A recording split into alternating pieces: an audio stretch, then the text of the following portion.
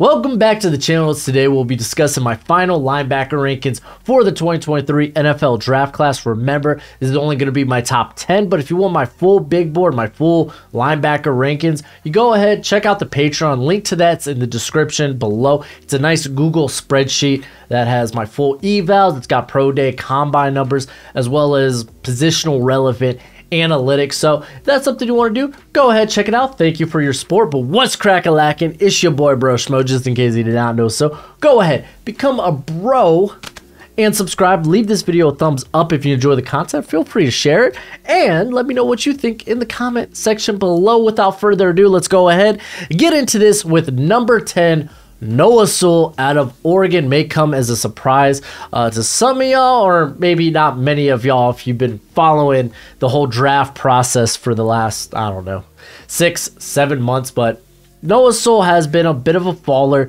throughout this whole thing. And let's just talk about what he is, man, because this dude's a Mack truck. Like, he can manhandle blockers on his way to the backfield, and he has that old school bone-crushing Madden hit stick. Like, he comes in hot towards the ball, towards ball carriers, and to be fair, like in the past, that has led to a lot of missed tackles or him overrunning plays, but this season was a bit less apparent, but also he was in less situations like that, as you could tell from like the tackle numbers being down for him. But he's got a legit pass rush upside, man. He really does. Like, over the course of his career, 61 pressures, 8 sacks on 233 pass rush and snaps. And to be fair, man, just his physicality, it honestly reminded me a bit of E.J. Henderson, who was a guy I watched like growing up, like in high school. Then I think he retired just like maybe a year after I graduated. So he just reminded me a lot of a bit of a more old school thumper, because, you know, the unfortunate thing when it comes to Noah Sewell is today's NFL is more pass happy, and it's a league that plays with a lot of misdirection. And to be fair, his change of direction just isn't that superb. It's kind of cheeks. That's just the honest truth. Also, on top of that, like, his coverage prowess ain't anything special. He was a bit of a spot, like, he was basically a spot dropper there for Oregon, and there are times he just gets stuck looking in the backfield. Now, does this mean I don't think he'll ever be good in coverage? No. Like, I think he could be like solid, and the thing is, can he be, as long as he's not like consistently like a liability in coverage, then it's like, okay, that's fine. But like, he's still got a ways to go in that regard, and right now he's just really a 2-down guy, unfortunately. But bench press 27, kind of lit. Good job there, Noah Sewell. But let's move on to number 9, Owen Pappoe, who 29 on the bench press, so take that, Noah Sewell. But they called this guy the Freak at Auburn, man, and it's easy to see why. You look at that 40, sub 4.4 40. Okay, 29 bench. Okay, I like a lot of what this guy has going on, man. And you could see that athletic ability. You could see that power on film. As I remember, like, this was like back in 2022, where he has a play where he's coming downhill and he just mows down Lloyd Cushenberry. This was the LSU game, LSU Auburn 2022. Just literally mows him down, knocks the dude out on his keister. It was embarrassing. It was embarrassing. That guy's an NFL starter now. I'm just saying. But I can appreciate this season that we saw more splash plays and coverage when you consider the type of athlete he is and the type of range he possesses. I know 2021 he was limited by the injury and we didn't see him a lot, but in 2020 that was something I was like, man, this guy's so athletic. Like, he should be around the ball more often. So I appreciate that we saw a bit more splash plays in coverage for him in 2022. Just with him, the concerns will be his size. He's a bit undersized, and he needs to find more ways to win off of blocks. Like, he needs to do a better job of stacking, shedding, using that leverage, and he needs to be just a bigger presence in the run game in general.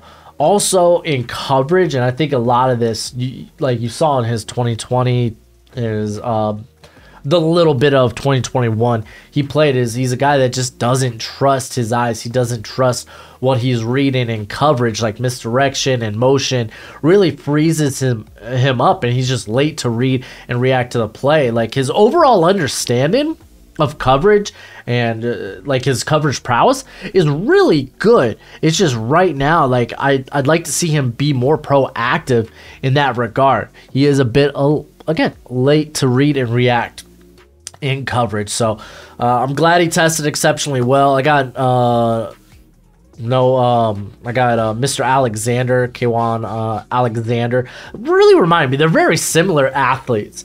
Like Alexander had a nice run. It was like 4 or 5 years ago. Now he's a bit of a journeyman, but still a solid guy to have like as a depth piece. But I got him at 126 on my overall big board. If you're ever curious what prospect rank is, no, he's not linebacker 126. He is 126 on the big board. All right, number 8, I have Ivan Pace.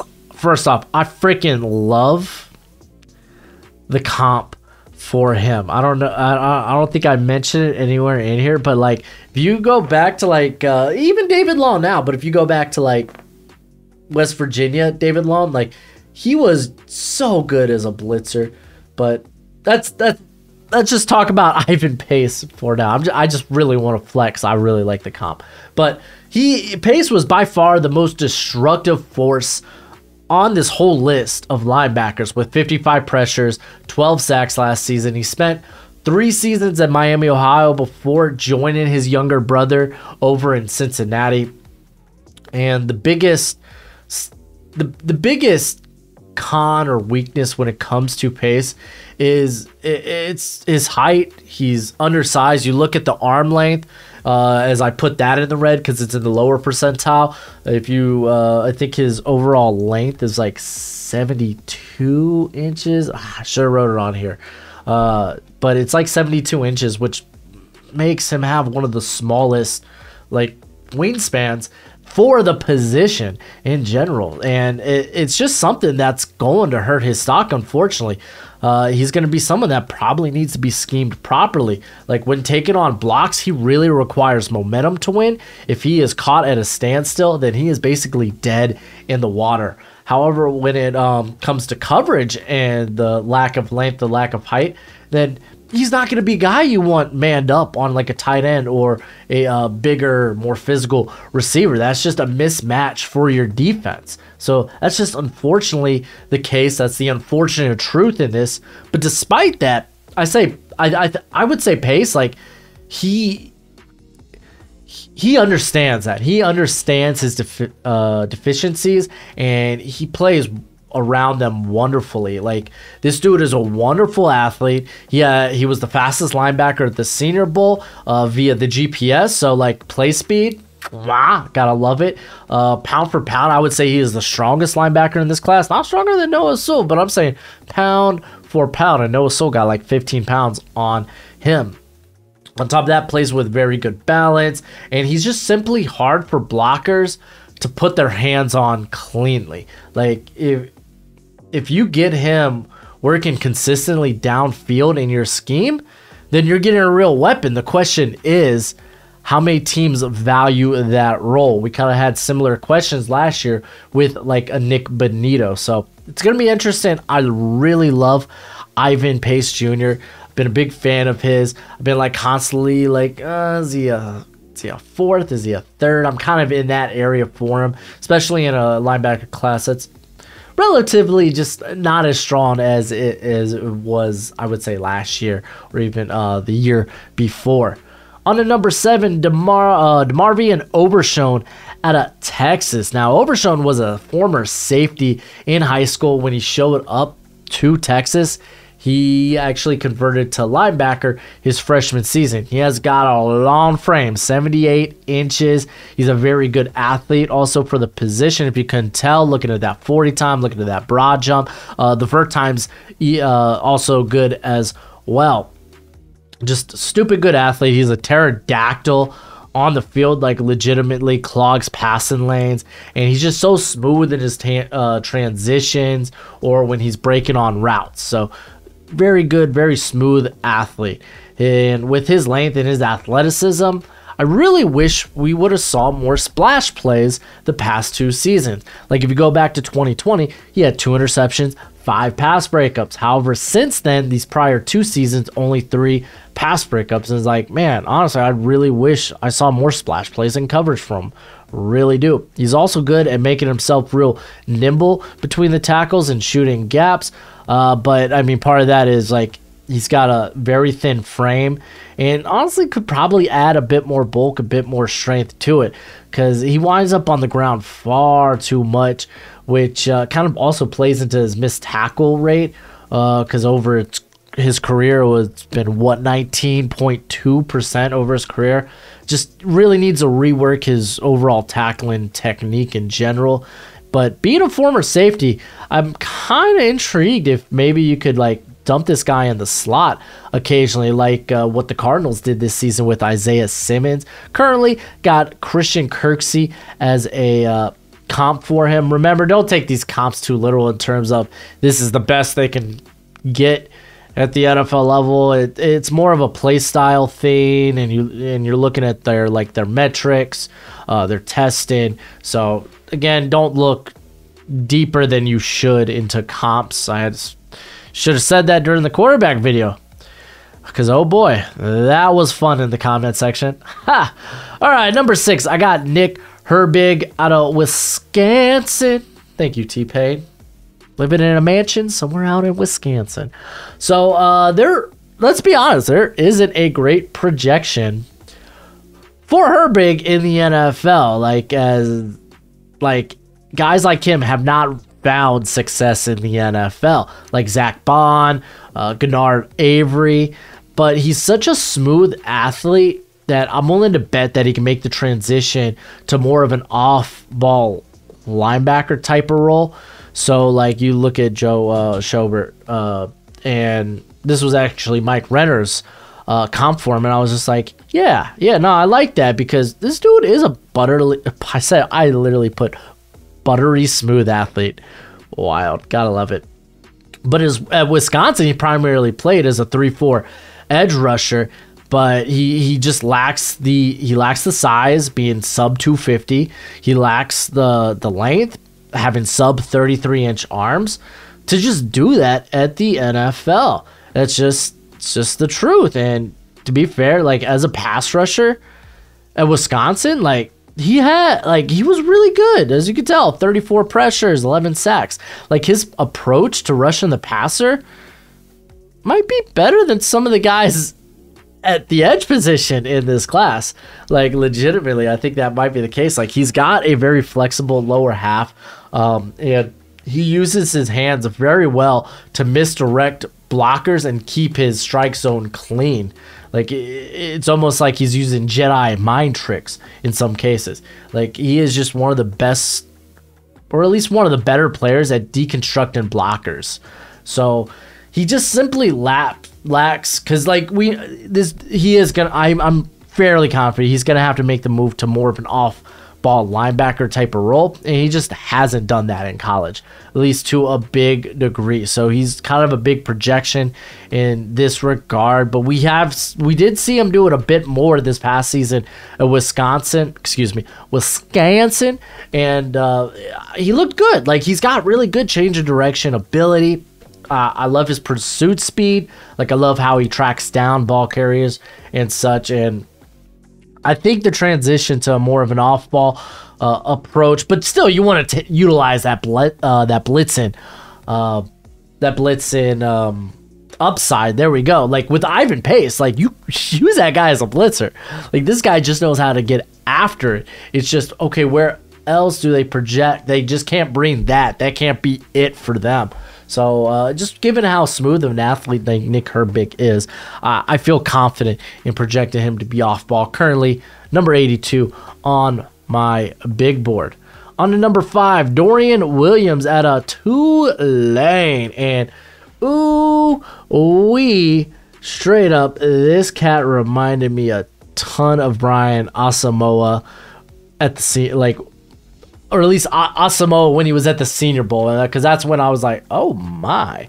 We'll get to that in a minute, though. Williams been a full-time starter at Tulane for the last 3 seasons. He's built well, and he has great length, 80-inch wingspan. He could definitely bulk up, and really probably should. Like, he plays much bigger than he actually is. The dude's just got that dog in him. He is him. He is. Dorian Wilhelms. Yeah, that didn't work. Is what it is. Is what it is.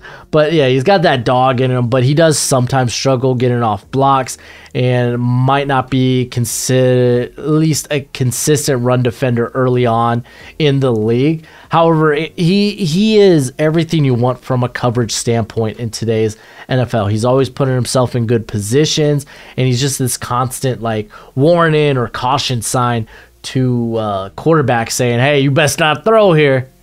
Get that nonsense out of here, bro. Get it out of here. I love this dude's range. And again, just reminding me a ton of Asamoah. They have very similar length as well.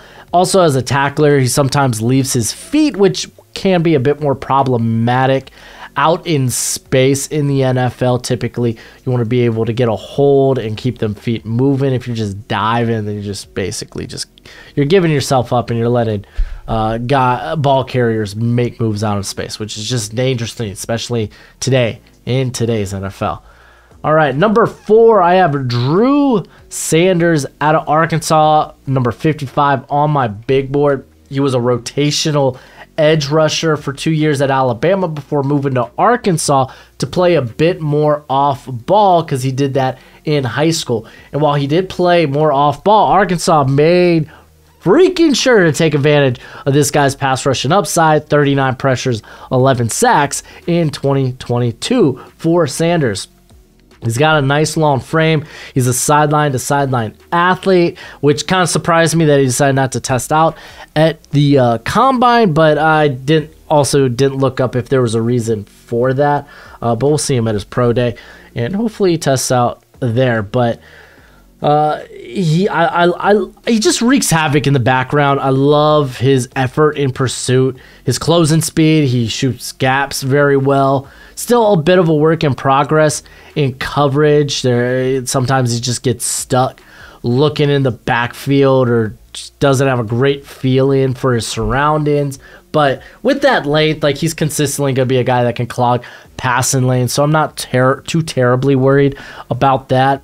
Also, the missed tackle thing was kind of huge.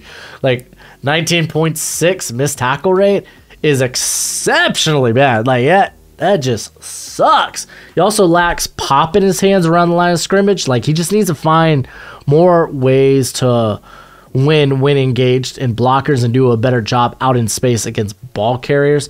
I kind of like, again, this was a Mike Renner comp I pulled from, because I was like, oh man, Troy Anderson, while never really exclusively worked off the edge there at Montana State. Yeah, Montana State. But he was this exceptionally, like, a guy that checked a lot of boxes in terms of what he was as an athlete, the length he brought, the size he brought. Like, you could say a lot of similar things to Anderson, and I think to Sanders, and I think I had these guys very similarly ranked. I'm pretty sure I had Anderson around that 60 range, so I got Sanders here, and I just like the other 3 guys a bit more that are ahead of him. So let's go ahead and get into them, starting with Daiyan Henley out of Washington State. This dude was a former 2-star recruit from the 2017 class out of Nevada, where he was a receiver and a return man. Ain't that wild? So that was his first 3 years at Nevada before they actually transitioned him to linebacker, and he actually graded out for PFF as one of the best coverage linebackers in college football from 2020 to 2021. So then he makes the transfers to Washington State. Just had a stellar year in 2022, and you could tell. I mean, dude's a former receiver. He's a stellar athlete. He's got legit ball skills. No kidding. He used to play receiver, so I bet ball skills better be a bit better than your average linebacker. In the run game, he's not shy about making contact. He's been a sure tackler, which is a bit surprising coming from a former receiver. This dude will shoot gaps. He can cut running backs off from the sideline. He is just stellar. He's jacked and he's stellar. Like, you look at that 225, be like, oh, that's a little concerned. But this dude doesn't have an ounce of fat on him. Like, he could definitely bulk up, but like, golly, man, the dude is just jacked. Still needs to iron out a bit of the nuances of the position. For instance, in zone coverage, he doesn't do a great job of getting appropriate depth and kind of gives receivers and quarterbacks a little bit of room to throw behind him. And you kind of saw that he had a knack for giving up like 15, 20-yard plays behind him this year. Again, that's just, something that he just needs to get better at. The dude has only been playing linebacker for 3 seasons. Let's give him a little benefit of the doubt for now. And I mean, the dude has the athleticism also to like stop those plays. So it's like, it's a matter of like, okay, you need to really work on maybe your landmarks or just getting proper or appropriate depth. Also, he is a bit more reactionary, especially when it comes to misdirection, motion. He'll fall for the quarterback's eye candy in the passing game. And I'd really like to see him, considering the type of athlete he is, the type of length he has, to be a bit more proactive, and can basically force plays away from him. There are times in the run game he does get stuck in the weeds and he struggles to disengage, so he needs to find a bit more ways. He needs to find more ways to win when engaging in blocks. I get this Deion Jones vibe from him. I'm talking early to mid-career Atlanta Falcons Deion Jones, not the guy we have now that's kind of been destroyed by injuries. On to number 2, Trenton Simpson out of Clemson. You will notice he is only 1 spot ahead of Daiyan Henley on my big board, as Henley was 49 and Simpson I have here at 48, because I think they offer very similar things. Matter of fact, I love this freaking comp. Jeremiah Owusu-Komora, JOK. I was a huge fan of JOK, and I love the athleticism Simpson brings to the position. This is a guy that is exceptionally muscular. If you couldn't tell, there's very little fat on his frame. If you didn't check out Clemson's pro day, like he just looked like a big, beefy model out there doing drills. Now, he could definitely add more bulk, which I think should be no problem for him. I love the speed, the explosiveness he possesses. It doesn't surprise me that Clemson used him as this like overhang slot safety in 2021. Also brings a really nice pass rushing upside, or upside as a blitzer, and he's just kind of scratching the surface. As you can see, 64 pressures, 12 sacks on 274 pass rushing snaps through his career. There's just no hesitation from him at the point of attack, and he also plays with very good leverage. However, there's still much to learn for him in terms of just being a bit more, just being a better linebacker in general. Like last season, we saw a hit to his production as he played more of a traditional linebacker role. Still learned really how to play between the tackles, and he's learning gap discipline and such. Given how great of an athlete he is, I really wish we saw more splash plays in coverage. And I think part of that is just he doesn't have a great feel for zone. Like, you can kind of see the wheels turning in his head when having to kind of play both the ball and the receiver. So ultimately, I think he is he's still a work in progress, but he can be an early contributor if you have a scheme where you can maximize like maximize some of his roles or some of the things that he does really well right now, kind of like what the Browns did with JOK last season. And then number 1 is Jack Campbell, by far the safest pick at linebacker in this class, in my opinion. So safe that I gave him the Logan Wilson comp. Like, yeah, Logan Wilson, like, first couple of seasons was like, okay, he's just solid, you know? Not spectacular, just solid. And now he's kind of like broken out to like, okay, here we go. Now this guy is really, things are clicking for him. And Campbell is very similar, I think, in terms of play style to Logan Wilson, but he measured out and tested out better than Wilson did. He has been a solid starter for Iowa the past 2 seasons.